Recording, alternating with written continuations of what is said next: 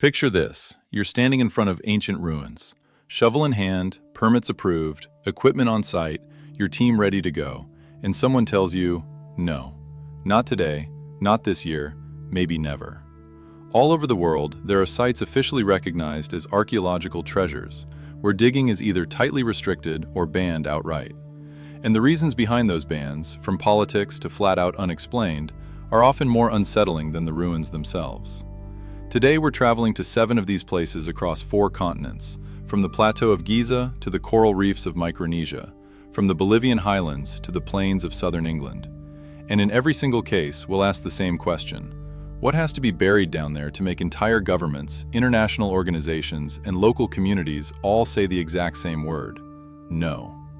Let's start with the most recognizable face on the planet. The Sphinx at Giza has stood on that plateau for more than 4,500 years. And in that time, it's seen more than any other statue on Earth. But what lies beneath its paws, almost no one has seen. In 1993, geophysical engineer Thomas Dobecki ran a series of seismic measurements at the base of the statue. The method is simple. You send a sound wave into the rock and listen to how it bounces back. Solid rock gives a predictable echo. A hollow space changes that echo, sharply, distinctly. And that's exactly what Dobecki's equipment picked up. Rectangular voids, positioned in near-perfect symmetry along the Sphinx's central axis, just a few meters beneath its front paws. Not a random crack. Structured chambers, almost as if they'd been carved on purpose. When the results reached Egyptian authorities, the reaction was immediate and unexpected. Instead of greenlighting further study, Egypt's Supreme Council of Antiquities shut the site down to repeat scanning and rejected every follow-up request from independent researchers. That was more than 30 years ago. World-renowned geophysicists have applied. Universities have offered funding. The answer has stayed the same. Access denied. The official reason is preservation, the fear that more drilling or scanning could damage a structure that stood for millennia. But skeptics raise an obvious question. Why would passive seismic scanning, which never even touches the stone, get banned too? What exactly is sitting inside those symmetrical chambers beneath the paws of one of the most photographed statues in human history? And why, 3 decades later, has the world still never gotten an answer? It's worth noting, Egyptian authorities don't deny the voids exist. Official reports confirm that much. But any mention of what's actually inside them either disappears entirely or gets reduced to a vague line about geological features of the limestone plateau. For a statue that's supposedly been studied inside and out since Napoleon's expedition, that explanation falls short. Some researchers who worked at Giza in the 90s have admitted, years later in private interviews, that the sudden shutdown surprised them more than the scan results themselves. Promising finds are usually what fuel new research, not what shut it down for good.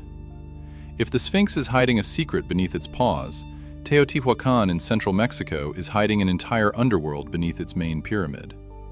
In 2003, archaeologist Sergio Gomez noticed a sinkhole at the base of the Temple of the Feathered Serpent, the result of a heavy storm washing out the soil. When he climbed down into the opening, he found the entrance to a man-made tunnel, sealed nearly 2,000 years earlier. Gomez and his team would spend the next 13 years slowly clearing roughly 100 meters of underground passage, packed with tons of collapsed rock that the ancient builders had deliberately dumped in there to seal the path forever. At the very end of the tunnel waited 3 chambers, and what they found inside doesn't fit the usual picture of pre-Columbian civilizations. Thousands of artifacts. Jade figurines, pottery, seashells hauled in from coastlines hundreds of kilometers away. But what fascinated researchers most were metallic spheres coated in pyrite, made to look like solid gold, and, far stranger, traces of liquid mercury pooled right on the floor of one chamber. Mercury was almost never used in pre-Columbian Mesoamerica. It required a complex extraction process from cinnabar ore, and it was tied to beliefs about the underworld, mirrors, and the passage between the world of the living and the dead. Why would the builders of a city that housed up to 125,000 people at its peak go to the trouble of sealing an entire tunnel filled with liquid metal inside their most sacred pyramid? Part of the chambers remain closed to the public today, and the area around the tunnel is guarded more tightly than any other site in Mexico. Why does mercury, found deep underground 2,000 years later, still rattle scientists more than the gold sitting right next to it. Consider the scale of the effort. Clearing those 100 meters of rubble-packed tunnel took Gomez's team months of progress for every few meters gained. They worked in total darkness, deep enough underground that the air itself felt different from the surface, and every cleared meter could hide another trap or another collapse. This wasn't a quick, sensational discovery. It was 13 years of methodical movement into the dark, all to come face to face with a substance the city's builders had deliberately buried beneath their holiest structure. Gomez later said the air inside the chambers carried elevated radon levels, released by the surrounding rock at that depth, forcing the team to work in respirators and limit how long they stayed inside at any one time. Nearly 2,000 years on, the tunnel itself was still a genuine physical hazard to the living. While some tunnels are just now being opened, others are being closed forever, and not for secrecy, but out of desperation.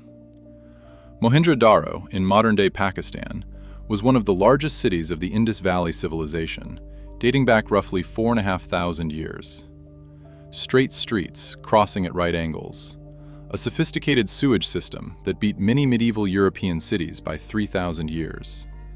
Standardized fired brick, the exact same size across the entire city, pointing to centralized production and strict quality control in an era when, according to the textbooks, that level of organization shouldn't have existed at all.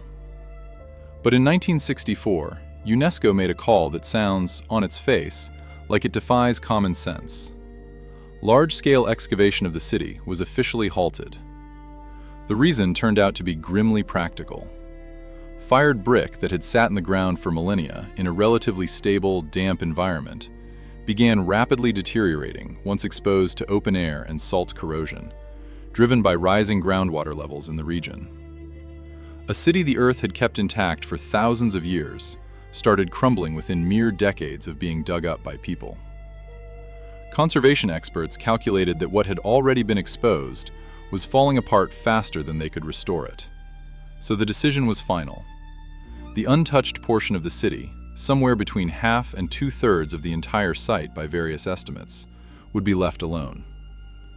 Today, most of Mohenjo-Daro remains buried, deliberately, knowingly, permanently, because digging it up means killing it.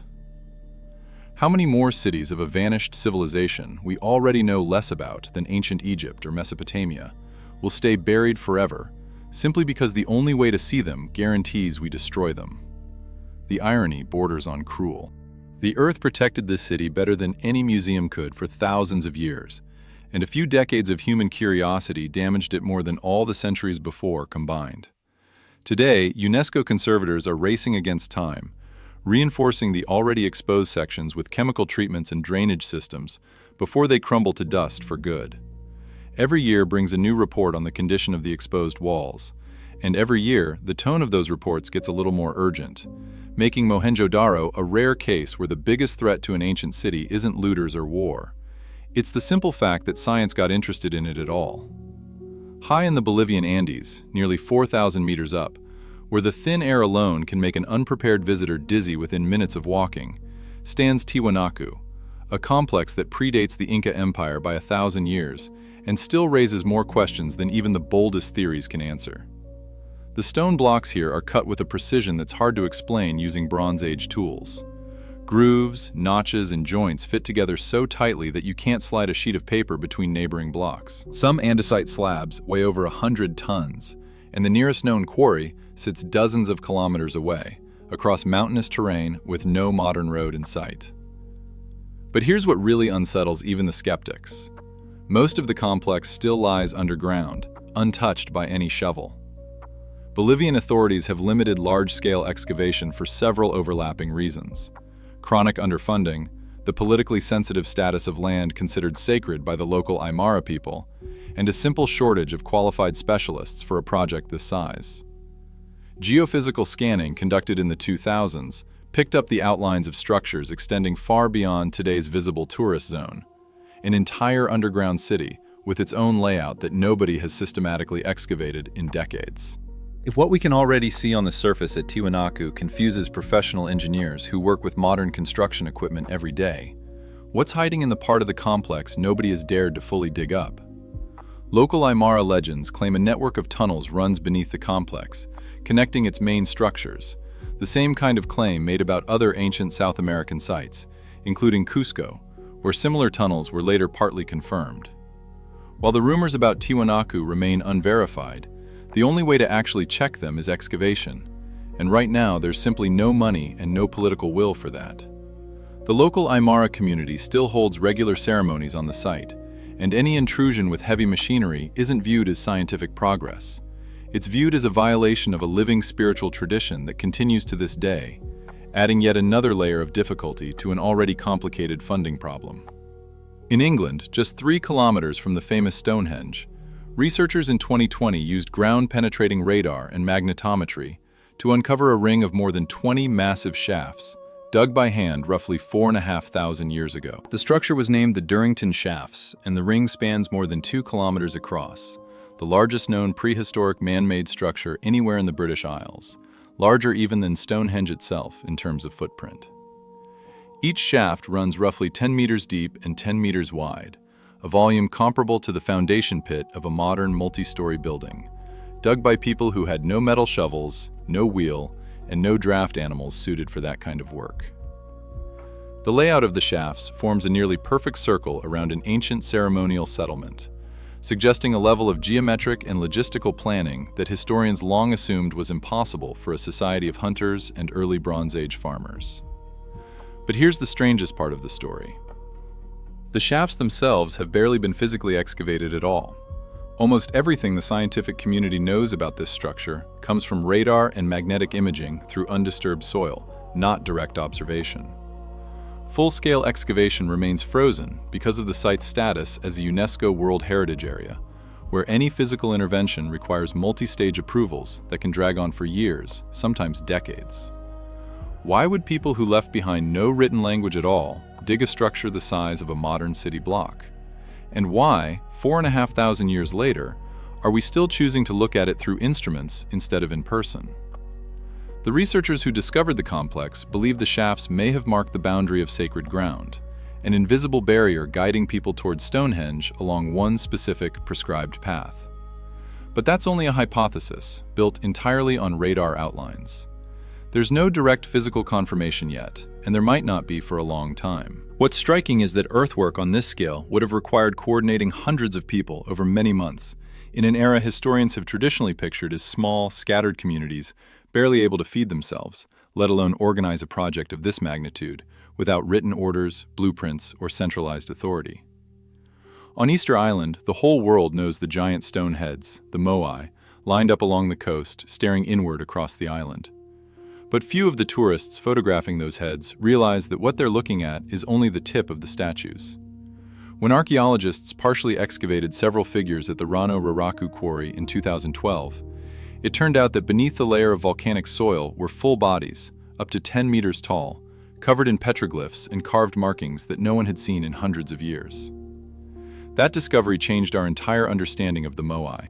Not just heads poking out of the ground, but complete figures that had sunk into the soil naturally over centuries, through gradual erosion and slope movement.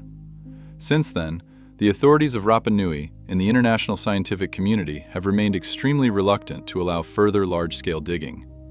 The reason isn't secrecy, it's physics.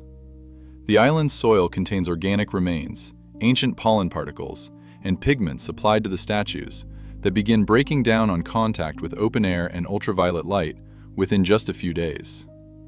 The basalt bodies of the statues themselves, partially buried for centuries, start eroding noticeably faster the moment they lose their protective layer of soil. Most of the island's nearly 900 moai remain buried up to the shoulders or waist, deliberately, because the only alternative to preservation is loss. How many more carved messages, left by the ancient people of Rapa Nui on the bodies of their stone ancestors, will we never see in full, simply because the air itself destroys them faster than we can document them? The team behind the 2012 excavation recorded visible changes on the stone's surface within just a few weeks of exposure. Pigment fading, fine carved lines losing their definition. They made the call to rebury most of the excavated bodies right after documentation, just to preserve what little they'd already managed to see.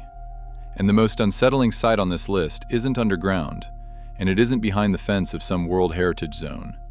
It's underwater, tucked among the mangroves of the tiny island of Pohnpei in Micronesia. Nan Madol is the only ancient city in the world built not on solid land, but directly on coral reefs.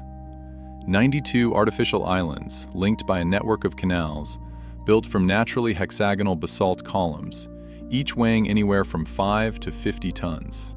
For centuries, local residents have refused to allow large-scale excavation of the city's central core, especially the tombs of the ancient Saudeleur dynasty rulers, figures local tradition still considers too sacred to disturb. In 1907, the German colonial governor Victor Berg decided to personally test those beliefs and opened one of the central tombs against the direct warnings of local elders. Inside, he found human bones noticeably larger than normal proportions, a discovery that instantly became local legend, tales of ancient giant rulers buried within. But Berg's triumph lasted less than a day. The next morning, the governor died in agony. The official cause, according to records from the time, was heat stroke and severe heat exhaustion. But the local population was convinced it wasn't the sun, it was a curse. Since then, any serious archaeological work in Nan Madol's sacred central core has been blocked, not by government law, but by the collective refusal of Pohnpei's local population to take part in excavation, to assist with logistics, or even to physically let research teams past a certain line. Modern scientists generally agree with the same official explanation doctors gave at the time: heat exhaustion brought on by tropical humidity and long hours under a brutal sun. But the fact remains, more than a century after that story, most of Nan Madol has never been systematically excavated, and the blame doesn't fall on government secrecy. It falls on the collective memory of an island that, to this day, refuses to disturb its dead rulers. The local guides who walk the rare tourists through the outer canals of the city still refuse to enter the central zone at sunset, where the main tombs sit, even for extra pay, even with modern equipment in hand. For them, this isn't superstition. It's a simple rule, passed down through families for generations, and no amount of money from tour companies or research grants has managed to change that. 7 places. 7 completely different reasons for staying silent. In some cases, it's politics and a lack of funding. In others, it's the blunt, unglamorous physics of ancient stone and brick falling apart the moment it meets open air. And in a few, it's something modern science still seems to prefer explaining after the fact rather than admitting out loud beforehand. But every one of these ruins shares one thing in common. Each holds a piece of human history we may never get to see in full. Not because we don't want to, but because at some point, researchers, governments, or entire island communities all reached the exact same conclusion. Disturbing this secret would be far more dangerous than leaving it alone for one more generation. So what ties all 7 of these together if you step back and look at the whole picture? Every single time, the line between knowledge and preservation sits exactly where human patience runs out and respect begins for something older than any country, religion, or scientific institution alive today. The Sphinx stayed silent for 4,500 years before anyone ever pointed an instrument at it. Nan Madol has kept its dead for over 1,000 years, and the one person on record who disturbed that peace didn't even live to see the next morning.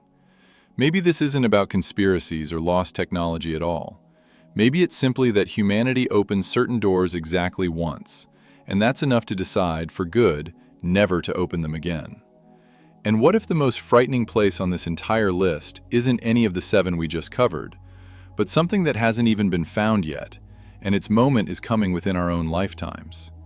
21st century archaeology increasingly moves with radar, drones, and satellites instead of shovels. We're uncovering more hidden structures in the last decade alone than in the previous century of physical digging combined. And every new discovery forces the exact same choice on scientists, governments, and local communities. Open it now and risk losing it forever, or leave it buried for one more generation and protect the secret for whoever comes after us with better tools and more patience. If you enjoyed this journey through 7 places the world still isn't ready to fully uncover, hit like and subscribe. There are plenty more stories out there that history would rather keep buried.